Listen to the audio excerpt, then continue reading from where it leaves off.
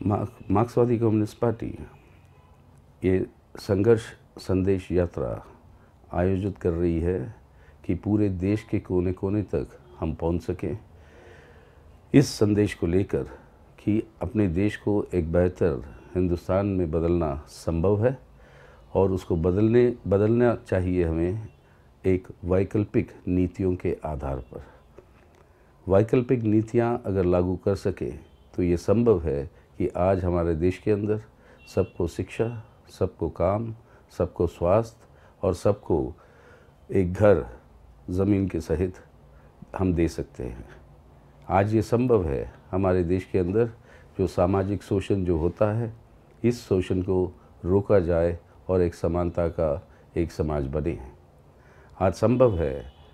ये सब अगर हम जिस तरीके की नीतियां आज जो लागू कर रहे हैं भारत के शासक वर्ग, जो अपने आज़ादी के 6 दशकों के बाद भी यानी 66 साल के बाद भी आज जो है ये हालत है कि देश के अंदर सब लोगों के पास ना रहने के लिए घर है, ना अपने भूख मिटाने के लिए खाना है, ना उनके हाथ में पैसा है जिससे वो एक बेहतर ज़िंदगी जिए। लेकिन ये सब हम हासिल कर सकते हैं अगर इन नीतियों को बदलें जो लूट के नीतियां हैं। आज हमारे देश के अंदर ख़ास तौर पे पिछले 20 सालों से जो उदारवादी आर्थिक नीतियां लागू हो रही है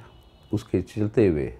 2 हिंदुस्तानों का निर्माण हो रहा है। एक हिंदुस्तान, एक चमकता भारत उन लोगों के लिए जो अमीर हैं और वो उनके हाथ में साधन और बढ़ते जा रहे हैं इन आर्थिक नीतियों के चलते हुए, और दूसरी ओर एक ऐसा भारत जहाँ पर हमारे देश के कई करोड़ लोग हैं जिनको ज़िंदा रहने के लिए जिनके हाथ में 20 रुपए भी होते नहीं हैं दिन में। यानी एक तरफ खड़े हैं हमारे देश के अंदर खरबपति, 52 खरबपतियों के हाथ में आज देश की पूरी संपत्ति जो है, सालाना जो हम उत्पादन करते हैं उस संपत्ति का 1/3 हिस्सा आज इन 52 व्यक्तियों के हाथ में है। और दूसरी ओर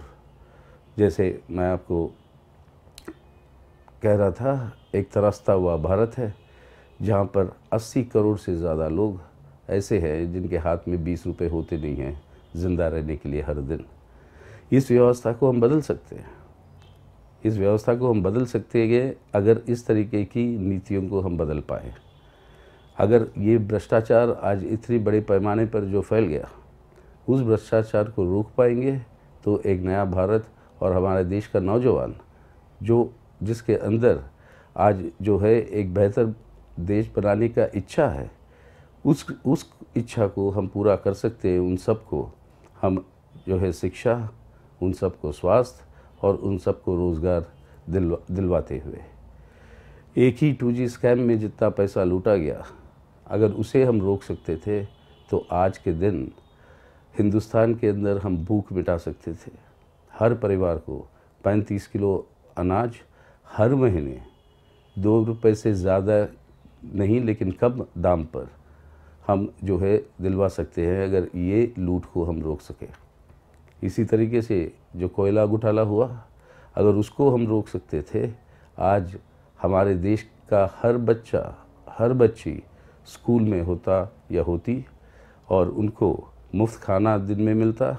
उनको मुफ्त अपने यूनिफॉर्म मिलते हैं, किताबें मिलते हैं और ये सब खर्चा सरकार कर सकती है अगर इस लूट को हम रुका सकें। तो आज ज़रूरी है इस